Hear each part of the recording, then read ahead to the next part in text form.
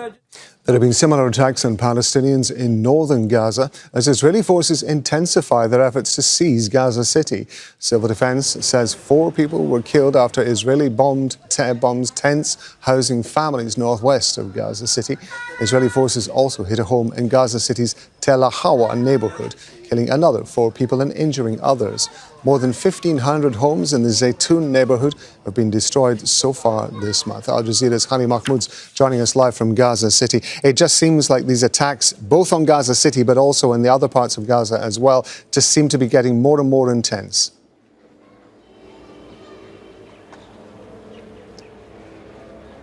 Absolutely, Rob. It's everywhere. Just in the past few minutes, the sounds of explosions could be clearly heard coming from the eastern part of Gaza City, with particular focus from a Zeitoun neighborhood. But throughout the night, just particularly at past midnight, the drones, the heavy artilleries and the fighter jets carried out more of these deadly attacks. And many of them were concentrated in the northern part of the Strip, an area better known as Sudaniya. That's off the coastal road near Beit Lahiya, connecting the northern part of the Strip with Gaza Governorate, where a tent was targeted by a drone strike. And it's important to highlight the vast majority of people leaving the northern eastern part of Gaza City have been sheltering in that particular area. And right now, displacement is happening as follows. People are leaving dangerous area into less dangerous area because there's no safer place, but they try to, based on the assessment that they make,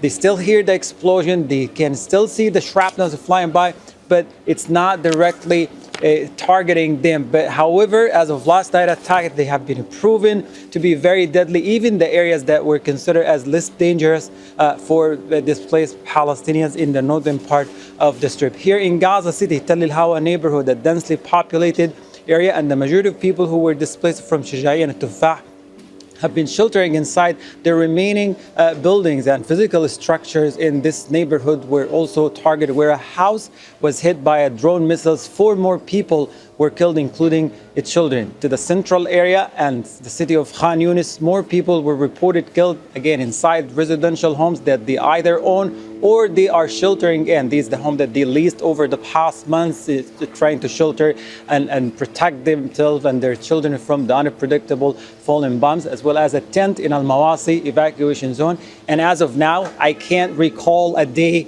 going by without reporting about attacks on al-Mawasi, the very particular area that the Israeli military designated as a safe zone. That is not safe at all. In fact, there is no safe zone in a war zone, let alone it's a genocide. Hani, I understand that the UN Children's Agency, UNICEF, has been on the ground in Gaza as well. What can you tell us about that visit? Well, Rob, so far, and since the release of the IBC report, the famine is not just something that is looming in the horizon. It's a visible reality. We've seen in many of these clinics and many of the UNICEF-supported nutrition centers that children comes in their mother's arms and already showing signs of acute malnutrition. All of these signs that any doctor would spot right away that there is something wrong with these children. The sunken eyes, the hollow head, the fragile body. In one of these centers, we talked to a UNICEF spokesperson who walked us through what's going on in these centers. These centers are supported by UNICEF. They try to do everything possible, including bringing in supplements and other basic necessities in order to help these children. The place was overcrowded with many of the families from a displacement sites. It was their 3rd visit coming off other 2 in the morning, and that was the 3rd visit on that day, and they had to screen close to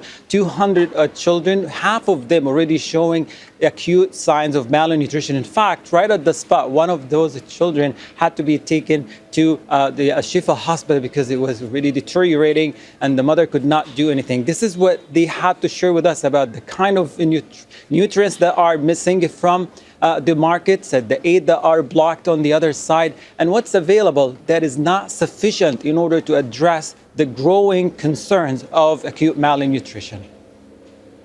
So we are in one of Gaza UNICEF-supported nutrition centers where families bring their children to be checked for malnutrition. The United Nations just confirmed the famine across the Strip, but the situations on the ground shows us what those words really mean. In a little bit, we're going to go inside and see many of the cases that are being screened by UNICEF staff who are visiting today this medical point and nutrition center in the heart of this displacement sites in Gaza City. It's clear that on the ground that famine is absolutely ravaging Gaza City. This is our third stop today, and the other two were right on the edge of the evacuation order. And there were so many displaced families there with malnourished children, parents in complete despair because they have run out of options. And you can see here it's again very crowded and busy. Lots of parents coming to seek support and having their children screened. I just met a father with his little 2-year-old girl who's got acute malnutrition, and she's only slowly putting on weight with the treatment that we're giving her because the situation is just so serious. UNICEF supported nutrition center. What kind of assistance are you offering to these families? I know they're coming to the center to get their children checked for malnutrition. What's available for them? So first of all, they get screened. So they come over here and we do a screening of the child's arm. And then in terms of what's available, we've got prevention treatment and treatments for children who have malnutrition. So the prevention is things to try and stop them from getting sicker, particularly if they're on the edge of malnutrition. And then for the very sick children, we have a treatment called ready-to-use therapeutic food. And it's basically a medicine that's administered to children like a paste. And they take it over a series of weeks to get better. But we just don't have enough. The demand is really high and the supplies are low. Is this what we're seeing on this table, the supplement? I can show you, yeah. Okay. So it might help our viewers like understand what's going on, like what's available here and if it's sufficient enough or not. So this is the preventative supply I was telling you about. It's a fortified biscuit. We call it a high energy biscuit. And this is what's given to a child to help them, or a pregnant woman, to help them stay off the edge of the cliff of malnutrition. Now, if they've already gone over the cliff, if the child is acutely malnourished, this is the treatment that we give them. And so the father I just spoke to left with a bag of this. It's therapeutic food, and the child goes on a schedule where every week they come back to get more, like a medicine. But this is only temporary. I mean, there's nothing replacing like actual essential nutrients for children, right? This is the biggest problem we have in Gaza at the moment, is that we are treating children and then they go back after the treatment and they relapse because there is not enough nutritious food in the markets. And some of the nutrition staff I was talking to earlier today said the rate of relapse is high.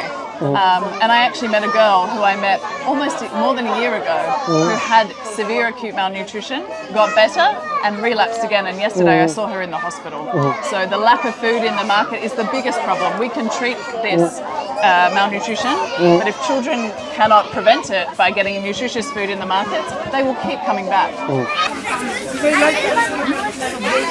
Yes. What are we witnessing here is not hunger, it's a man-made famine. Families are left without proper access to basic supplies in order to survive, and the children's future hang by a thread.